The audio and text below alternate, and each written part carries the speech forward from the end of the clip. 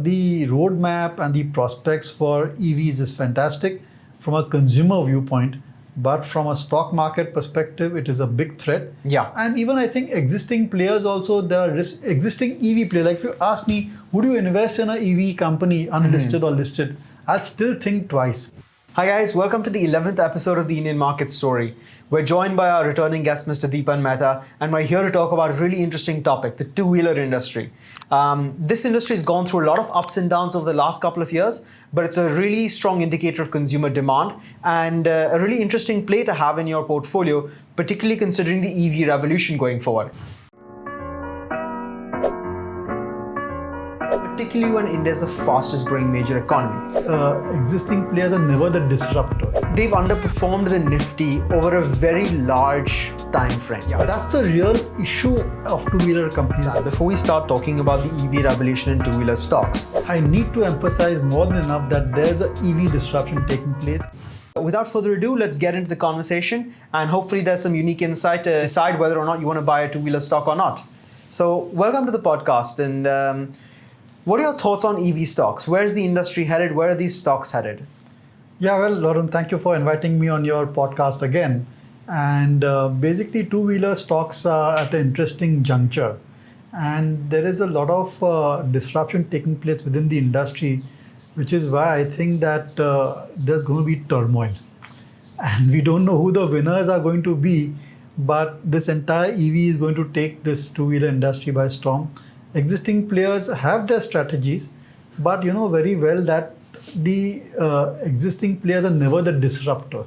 It's the new players who come in, who capture the market share, and the existing players are always, playing catch up. And I think something similar is happening over here. So really quickly, one thing I wanted to understand before we start talking about the EV revolution in two-wheeler stocks. So over the last 5 years, two-wheeler sales have stayed pretty much flat.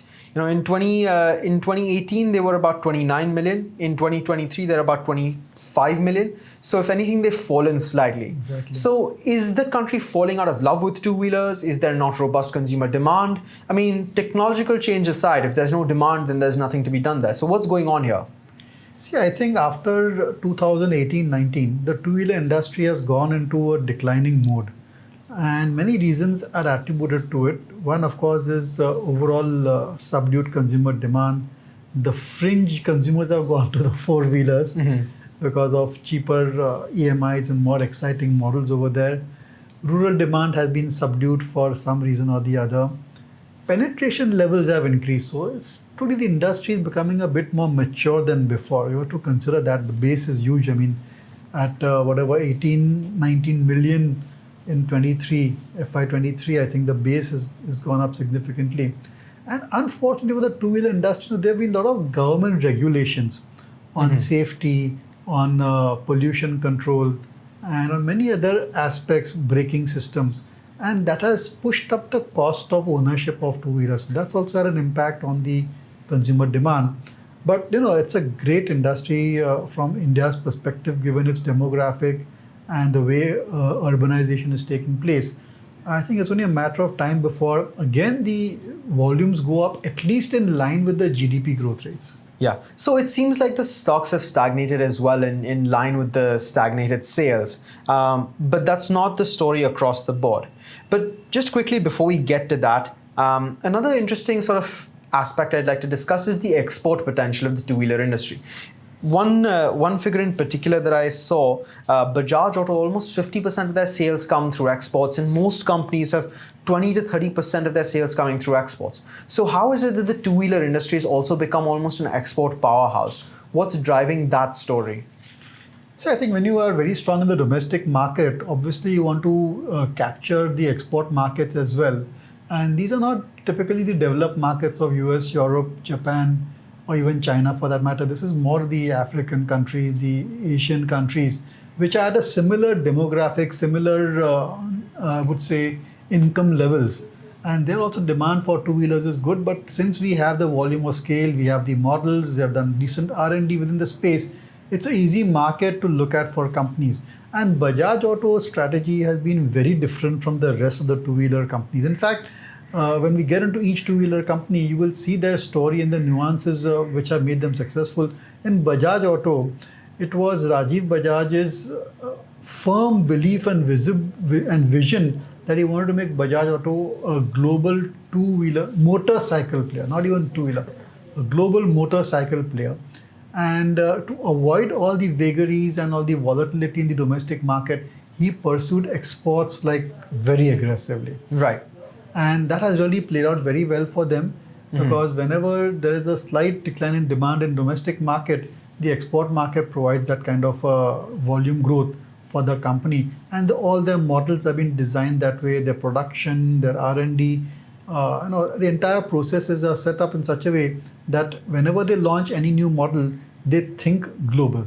So without discussing macros any further, let's talk about Bajaj Auto in particular. So just to maybe set the stage for the viewers, I'll share some numbers. So Bajaj Auto has in the last year sold 3.4 million units. About 50% of them has gone to the export market.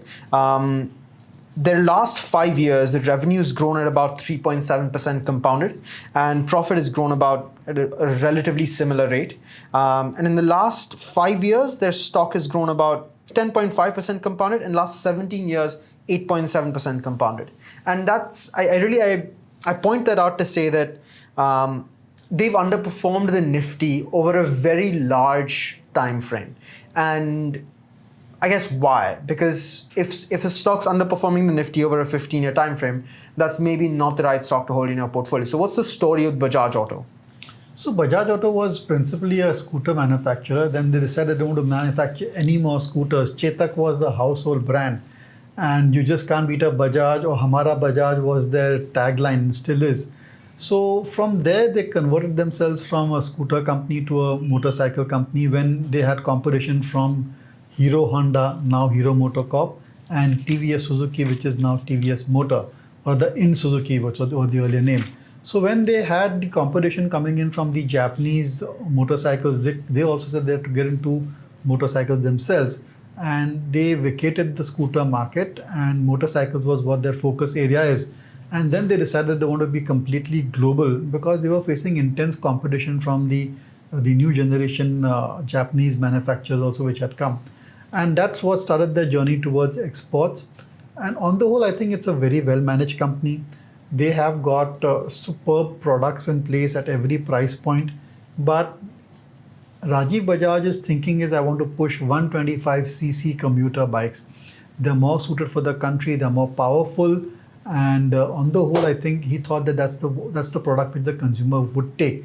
The drawback, of course, and which Hero MotoCorp captured immensely, was the fuel efficiency. I remember Hero MotoCorp saying we give 80 kilometers per liter, and Bajaj and others were giving much significantly lower. But on the whole, I think the stock and the company has got decent potential, because once you see an upcycle in the two-wheeler industry, I think Bajaj Auto also will benefit from there. But I need to emphasize more than enough that there's an EV disruption taking place within the scooter and the motorcycle space. And Bajaj has its own strategy. They relaunched Chetak as an electric scooter. An EV brand, yeah. It's a fantastic thing. We'll come to Bajaj's EV strategy in a second, but I just want to stick on some other things really quickly. So another thing that sticks out to me is about 50% of their revenues and sales are export oriented. And two independent thoughts with that, right? First is, we consistently talk about, if you're in India, investing in India, you want to invest in companies that are domestically focused. That's the India story. And companies that are over diversified across markets don't capture the full potential of the India story, particularly when India is the fastest growing major economy. And the second independent thread that I want to maybe discuss is that all their exports go to LATAM, Africa, and the Asians. And in the last year, and going forward as well for the next couple of years, you would expect those currencies to depreciate as the dollar strengthens. So their export story is maybe not the same as the export story of the IT services powerhouses, because they don't earn in dollars necessarily. So, I mean, is this really a good strategy? Is Bajaj Auto a good play? And are there too many macro headwinds and global macro headwinds in particular for Bajaj Auto to flourish? Absolutely, you hit the nail on the head, and you could add geopolitical events also, because a lot of these economies where they export to, are quite unstable from that point of view. Government changes and various events, political events over there do impact their revenues from time to time. And that's one of the reasons why Bajaj Auto also has underperformed, as you said, that unlike say Eicher Motors, which had a very specific niche positioning, or Hero Motor Corp, which just expanded and tried to get market share at any cost because of their commuter bikes and low cost of operation. So each of the other competitors had a unique selling point and unique strategy as well. And Bajaj's strategy was to go for exports. And while that works for them, and in recent times the exports have prevented them from declining volumes in the Indian market, but it has its pros and cons. And right now, I think that a company like Bajaj Auto can get disrupted, can face a lot of competition from electric two-wheelers. They, of course, have their own strategy, but it is not. I don't think that going forward it's going to be very easy tidings for Bajaj Auto. Let's come to their EV strategy in particular. So we mentioned the Chetak brand they're relaunching as an EV bike. But one notable difference between Bajaj and most of the other EV, or rather two-wheeler companies with their EV strategies, is I haven't noticed any major partnerships or acquisitions that they've done to bolster their EV R&D. And it seems like they're investing in R&D centers and in base material science to try and build up their EV competency, which could be good, but on the flip side has a very long learning time and long learning curve. So how would you assess that EV strategy? I think it's work in progress. The EV strategy of all the existing players also is work in progress. And as of now, we both know that Ola Electric is the market leader in EVs, and we'll come to that as well. So the fact is that an outside player, non-industry player who's born just a few years ago, has taken leadership position over there. So in a way, these companies are just kind of playing catch up, and we don't know. It could be Chetak tomorrow, it could be Bajaj Auto, it could be anybody. But right now, we just don't know. I mean, what is going to happen as far as the EV transition is concerned, and who will be the market leaders over there. Yeah, it's worth pointing out that Bajaj is only 4% of the market share for all the EVs sold in FY23. Yeah, that's such a low market share. I mean, very, very low. And EVs are very well positioned. EV bikes are very well positioned to disrupt the commuter bike. Maybe not the leisure bike, maybe not the premium bike. Yes. So my perception is with Bajaj Auto is that there's a lot of risk factors. With their existing business, there's macro risk factors. With any future business, there's EV risk factors. But yet overall, most analysts seem to consider them a hold. So do you want to provide some commentary on that? How do you feel about them as a stock? See, I think analysts are looking at the track record, they're looking at the quality of the management, and they're hoping that the overall two-wheeler sales also move up, which means that, a rising tide will lift all boats. But I'm not in that camp. I think that from an investor's perspective, there are, as you said, I agree with you, many more risk factors with Bajaj Auto. And as we go along, I think there are better plays within the two-wheeler space, within the overall automobile space also. And when you have so many uncertainties, it's better for investors to avoid. I mean, we are not in the game of trying to find who the market leader is. We want to buy the market leader after we know who it is. The market leader is, exactly. Yeah. So, and one thing, Arun, before we go ahead now, I want to just establish one very important fact, that we are talking about the EV disruption and new players coming in the market and existing players also going for EVs. But do keep in mind that the actual operating profit margin on an electric vehicle, two-wheeler or four-wheeler, is significantly lower than that for an internal combustion engine vehicle. And which means that when these existing players, whether two-wheeler, four-wheeler, when they're going for EV, if they suddenly become very big on the EV side, you will find that their profit margins have come down significantly. So so there's a big risk factor, not only in terms of volume, but profit margins as well. Absolutely. And it's also worth pointing out, because of the ownership life cycle of EVs, four-wheelers or two-wheelers, there's a lot less service cost through its life cycle. Exactly. So there's no after-sales service revenue, there's no parts revenue, there's nothing. It's the one-time sale and that's it. And there's very little margin in that one-time sale as well. Exactly, because the biggest cost is the battery. Yeah. And you're not manufacturing the battery from the absolute basic materials. Nope. Whereas the engines, a lot of them are manufactured from basic materials like steel, aluminium, copper. Yeah. All right. No, that's a really interesting note to point out. And that's something that I think our viewers really should keep in mind when assessing how good or how, bad a company is with that EV strategy. In any case, let's move on to, I guess, the next company you mentioned, Hero Motor Corp. Yeah. So, Hero Motor Corp, and I don't really know the story behind this, but Hero Motor Corp was originally Hero Honda, but somewhere along the way that didn't really work out. So just out of curiosity, what's the story there? So Hero Honda was one of India's largest wealth creators, and really Hero Motor Corp and Hero Honda started the entire, I would say, the two-wheeler, the motorcycle revolution in the country. They got superb models, low cost of ownership, very high fuel efficiency, and the Honda quality manufacturing systems. I would say that Hero Honda was like the Maruti Suzuki. They got all the benefits of Japanese production, distribution, all their systems which they incorporated, and became really a market leader. It still is 48% market share in the motorcycle segment. And they were doing extremely well, and superb year-on-year growth rates for Hero Honda as well. But at some point of time, there was some kind of a difference of opinion between the two partners, Honda as well as Hero.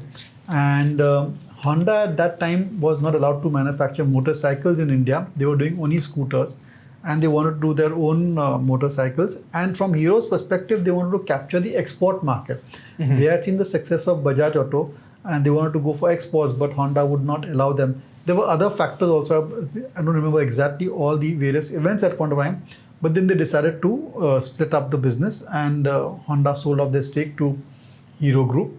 And since then it is called as Hero Motor Corp. And from that point also, I think Hero Motor Corp has done well. They have invested in R&D, they've invested in design. Their new products have been pretty well received. They continued with their own strategies. But as I said, that penetration was deep, and there was intense competition from the other players as well. Mm-hmm. Honda came in with their own motorcycle, which again was a very big threat, and it impacted the volumes of all the players over there. Mm-hmm. See, one thing to realize, Varun, that the industry is very competitive. Yeah. With 5 players, 5 major players, all with deep pockets, all with good product strategy, R&D, design, distribution, brand. It's an intensely competitive market. Yeah. And that's something also which kind of makes me a bit more cautious of investing in two-wheeler stocks also per se. Yeah. So we need to keep that in mind, and that's why I think Hero Motor Corp has been impacted. Last 5 years, their profits have been actually, if you see on a CAGR basis, is down 3.70% over the last 5 years, which is really not a good sign. And I think the stock reflects that. So just some more context. Over the last 5 years, their stock is down 4.38% on a CAGR rate. So it's underperformed big time. Extremely underperformed.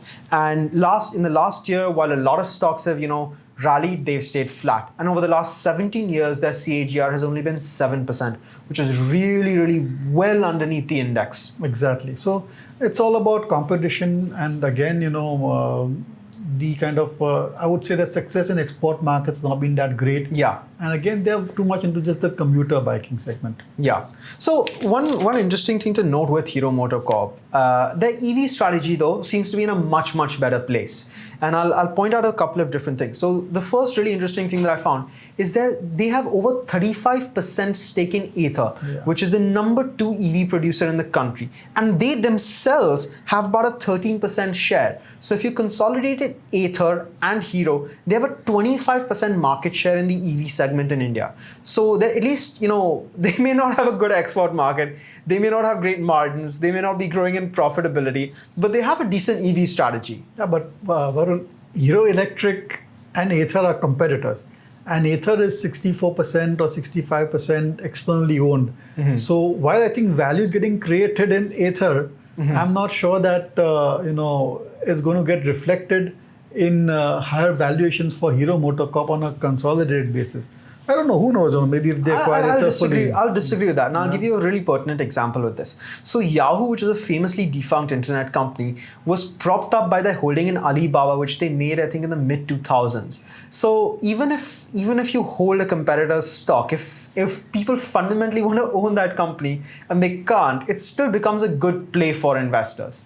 Who knows, but let's see how Eicher shapes up also. Absolutely. As we said again and again that we don't know who the market leader is going to be. in the EV space. Could be Ather, could be Ola Electric, and my money is on Ola Electric, frankly. Yeah, that's we'll talk about that. We'll come to Ola Electric because I have a really long thing I want to talk about Ola Electric. All right. No, but any summation for Hero MotoCorp? Where do you think they're going in the future? Again, more risk factors or more opportunities for reward? How do we want to view this? More risk factors for Hero MotoCorp. They're in the same boat as maybe Bajaj Auto as well, to an extent. TVS Motor also. Huge market, huge product volumes, which all these EVs are looking at disrupting big time. So I would be a bit cautious in Hero MotoCorp. And from time to time, Varun, we may have trading rallies. One good quarter can take the tide up, and our views are what we are seeing here are more of a long term in nature. And not immediately for the traders. Yeah, and it's another thing really worth pointing out is Hero and Bajaj are both in the same boat, so to speak. They've both same league. Yes. Same league, yeah. They have relatively similar valuations. They offer relatively similar products. But one thing that I found very interesting, and maybe this is Bajaj's export strategy, they have margins of about 16% on a consolidated basis, whereas Hero has margins of about 8.5%, which is a worse position to be in. To even their closest competitor. So that's another thing I'd like to point out. The reason for that is the average selling price. So that's another trend which we need to highlight for our viewers, that although volumes have remained static, declining, the actual revenues have gone up for these companies because of higher average realization prices. So in this country now, we have this whole premiumization trend. And the two-wheeler companies have noticed this trend, and they are having products which are at the higher end and getting better traction over there. So while they have been facing inflationary pressure on raw material prices, overall industries, volumes have not gone up. They've been focusing on premiumization, trying to sell higher and higher, better models and get the realizations high and keep the profitability going. So, this is a really great segue. And let's talk about, one of the winners of this premiumization trend, a stock that I know you love. Oh, yes. Eicher Motors. So, I'm just going to let you tell me the story of Eicher Motors for a minute, because I know you love to tell that story. Yeah, I know. See, Eicher Motors is a very interesting story. And it was basically Eicher Motors. A lot of investors like us bought into Eicher Motors 10 years ago because they had a joint venture with Volvo. And the trucks that they produced were superb. And for a while, all of us thought that these trucks would give Tata Motors and Ashok Leyland a run for their money. And of course, I think while that joint venture has flourished and has done well, but mind you, the biggest surprise has been Royal Enfield. That's a company which they took over. And at that point of time, it was a floundering venture. It had been around for decades. I think Royal Enfield and Bullet have been, I would say, pre-independence. Pre-independence, yes.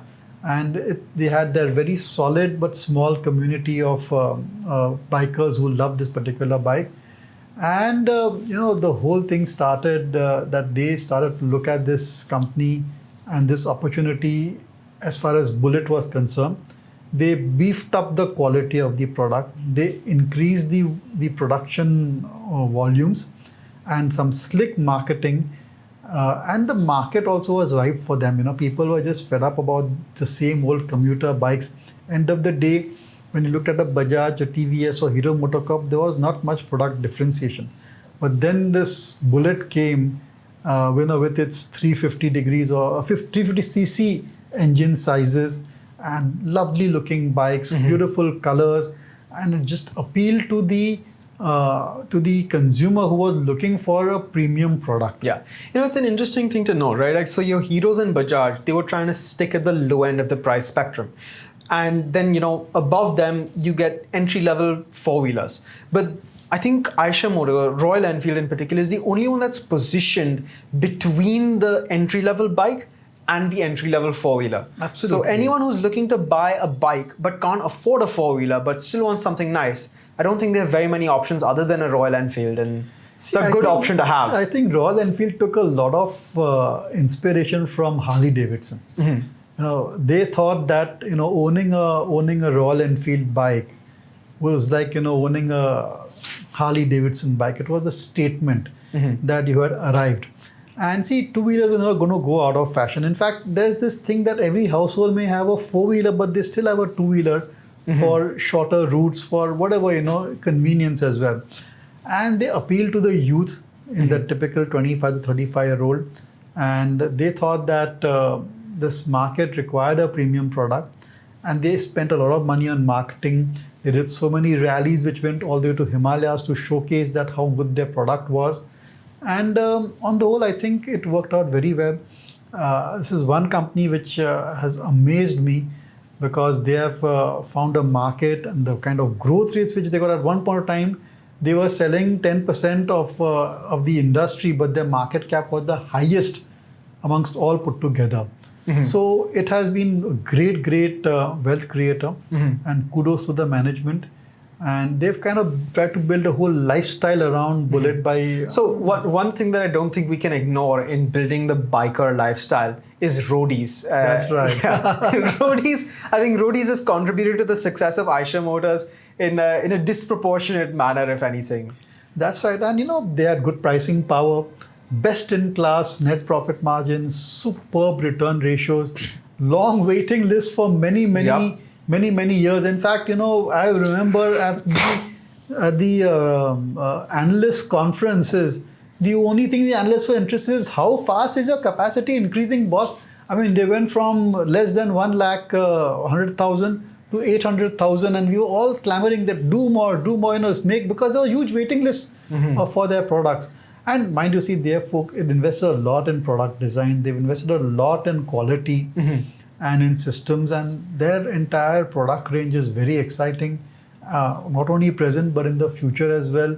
They've experimented with 650cc also, 350cc. So across the board, when it came to premium bikes, they were the absolute market leader. And Varun, one more thing, it's not that others have not tried, Bajaj Auto, Hero, they all had joint ventures or did something or the other to try and get into this market, but they could not, take any. I think it's that brand share. Is that brand image, right? If you want to own a premium bike, you want to own a Bullet. Absolutely. Nothing else will And do. in the last few 2-3 years, they have expanded that distribution phenomenally. They've got into studios in the small tier 2, tier 3 towns as well, and that's also driving growth for them. So, of all the stocks, I think they're going to be least disrupted by EV because it's a leisure bike. And just this whole premiumization trend, I think, should make sure that their growth rates are higher than the rest of the industry. So let's maybe just give the viewers a bit of a profile on Eicher Motors figures. As opposed to Bajaj or Hero that have shrunk their overall sales, and in Hero's case, their profit has fallen over the last 5 years. Eicher Motors' revenue has grown at 8.07% over the last 5 years compounded, and their profits grown at about 5.75% again last 5 years compounded. And few interesting sub facts here is although their domestic sales have stayed flat to slightly shrunk at about 1.8%, their exports as well have grown by 36% compounded over the last 5 years. So they're also benefiting from this export trend. Sure. But you go to beyond 5 years ago, means last 15 years, they've been amongst the most outstanding wealth creator. Yeah. So one thing that I really wanted to highlight is over the last 17 years, the stock price has compounded at 35%. Yes. And it's up 15x. Yes. I'm not surprised by that. I think it's been a fabulous story. And clearly, I think we bought for Volvo, but we got Royal Enfield as a bonus, and that's what has been driving the values for Eicher Motors. Yeah, and I think like you said as well, leisure biking, premium biking is a lot less likely to be disrupted by EVs, because for leisure bikers, they want the sound, they want the range, they want the power. Yes, they want the power. Yeah, which you can't necessarily get with EVs, especially not right now. Absolutely. So I think it's been a winner. It may remain to be a winner within the sector, and they have a massive export market which they haven't even scratched. Most analysts have given Eicher Motors a buy recommendation, and I gather that you concur and you agree with that. I have a positive view on the stock, but as I said, I think it's a longer term view. Of course. And there could be volatility in earnings. Investors need to keep that in mind. Of course. So let's go from one winner to another. TVS Motors. So another, Japanese auto hybrid, which seems to be a recurring theme with the auto industry. I think you mentioned it was originally TVS Suzuki. It was in Suzuki. In Suzuki, okay. And that also was, I would say, it started off on a positive note. But somewhere down the line, I think the joint venture didn't work out. And it was not as successful as Hero Honda. And then somewhere Suzuki fell off the grid over there and became TVS Motors. I think it was thought to do with the type of products that Suzuki was bringing into the market and somehow it was not clicking. But thanks to the TVS group, I think this is a very interesting company. And why I say interesting is because this is one company which is so diversified across all the segments in the two-wheeler space. They manufacture mopeds, they'll do scooters, they'll do motorcycles, and motorcycles they will have high-end, low-end. So their mantra has been to be present in all the segments of the two-wheeler market, and that has protected them from some amount of volatility in their volumes as well. Yeah. So let's maybe give the viewers a sense of the figures. Their overall unit sales are, I think, 3.6 million in FY23. And again, very interestingly, in comparison to Bajaj or in comparison to Hero, over the last 5 years, their revenues have gone up by 13% compounded, 12.29% compounded. And their PAT has also gone up by about 14% compounded. So, as opposed to the Hero or Bajaj, where revenues are staying flat. Or even Eicher for that. Or even Eicher, where revenues are flat, sales are flat, profit is flat. These guys are growing at a good clip. And what I gather is that's driven by their diversification across products. So they've done well in scooters. Their models have been very well received as far as the motorcycles are concerned. And of course, mopeds and three-wheelers have been having a small contribution as well. But very aggressive management. They protect their turf in southern India really well. And I would say that I would hand it out to the quality of the management to have made this kind of position for themselves in such a competitive industry. Yeah. And I think that of all the existing players, maybe they have the best EV strategy as well. So let's talk about the EV strategy just to give some more context. So their platform is called iQube, and it's a partnership with BMW. So their current overall capacity is 600,000 units, and they have 11% market share in FY23. So again, strong EV strategy that protects them from disruption. But I want to ask a little bit more about the management because, I think there's a recurring theme on our podcast where quality management translates into quality stocks. So what makes the TVS Group so good? Why are they doing so well? So I think TVS Group started as a distributor of automobile products, and they have a very large presence in auto components as well. And it's a very focused group with high integrity levels. Good focus on, I would say, technology as well, and very customer-oriented business group, I would say. And I think for TVS Motors, they thought that they had a superb opportunity on their hands to move up the value chain, move away from auto components and other smaller engineering products into a consumer business like motorcycles. And somehow I think they got very good leadership also within the company, which drove their sales very well. And I think if you ask that one particular question about TVS Motors is the product. The models were like really, I would say they captured the consumer's imagination. If any other company after Eicher Motors, which has really, got that product connect with the consumer, I would say it is TVS Motors. And they benefited a lot from the scooter sales last 4 or 5 years doing very well. And what an interesting thing, Varun, about the scooters, we must tell, is that scooter was a dead product segment maybe 10, 15 years ago. And at that time, Honda, which used to not make motorcycles because they had the tie-up with Hero, they launched a superb electric starter type of a scooter. And that really appealed to the women. Yeah. You know why? Because women don't like to put that, that kick and start the two-wheeler. They had an electric ignition system, Honda. They got the first time in India. And the scooter has been a real hit with the women. And it has in a way made them independent because they're not relying on public transport or anybody else to drive them around. So I think I don't know which company makes this, but the Scooty brand that was really well positioned towards women. I remember the ads were on TV all the time, and they just advertised women that were able to get freedom through their scooty and zip through traffic, get their stuff done.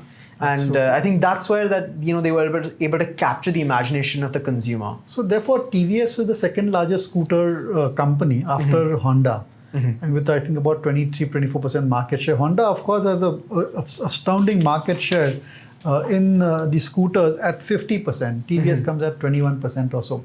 So it was Bajaj Auto, which was all about scooters. They vacated that market. Everything went to motorcycles.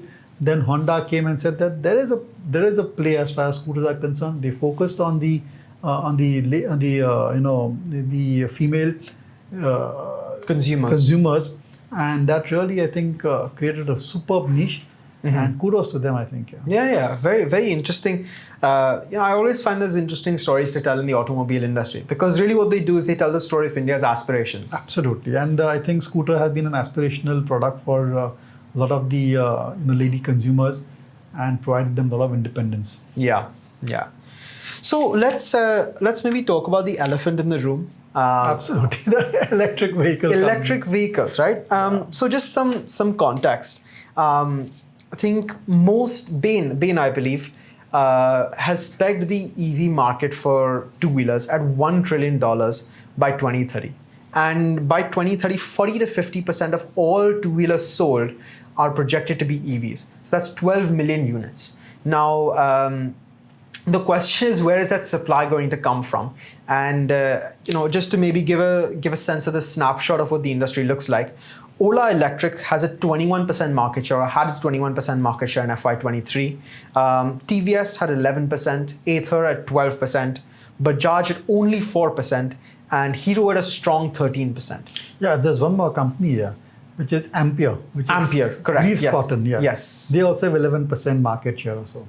Right. So I think that there are many players, and naturally, I think when you're getting disruption, it's going to attract a lot of private equity. It's going to attract a lot of entrepreneurs getting into the space. And I completely agree with Bain. Maybe they'll hit that 30% of the total volume far before 2030. I think 40%. 40 to 50% by 2030. I think they'll do it much before that. Okay. And all of these new generation EV companies, they're investing very heavily into capacity, into product design. And they have also kind of, appealed to the ecologically conscious consumer. And the ease of operation, low cost, many instances you can take the battery out and recharge it at home and put it back in. Few interesting facts is, first is the cost of operating an EV now is 40% underneath the cost of operating an ICE through its life. Exactly so. And the other really interesting thing is that most two-wheelers are bought by the youth, from 20 to 35.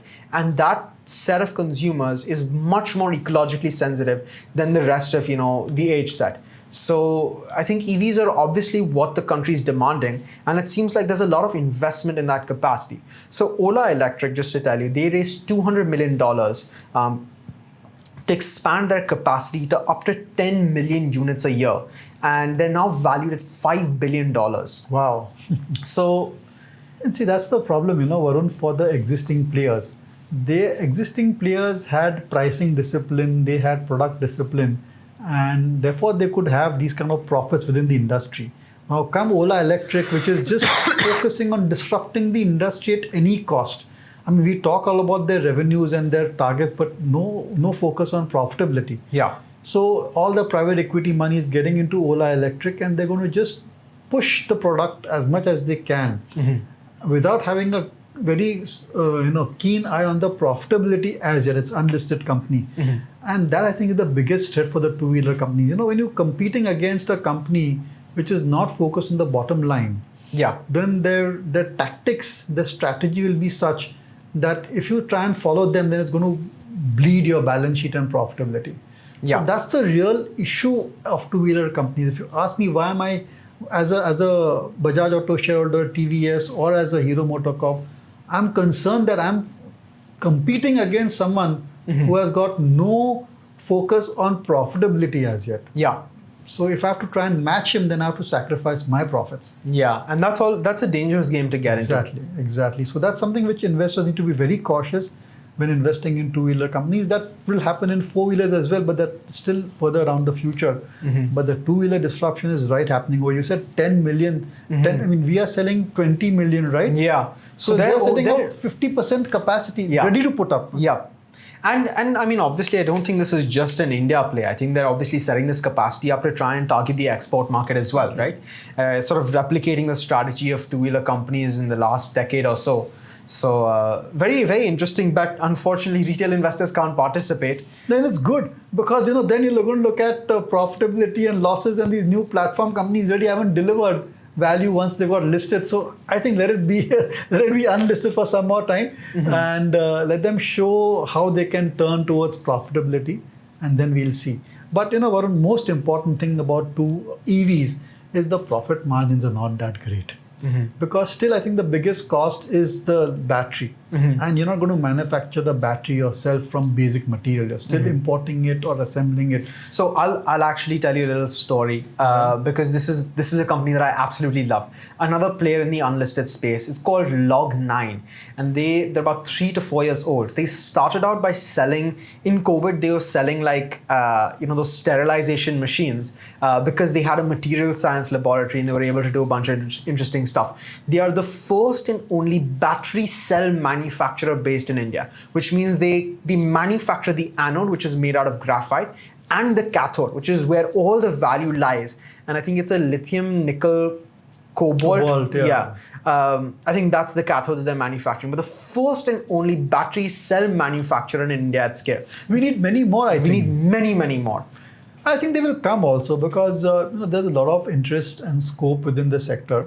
And transportation somehow captures the imagination of investors and entrepreneurs as well. It's very, I would say, consumer-focused business which people want to be in.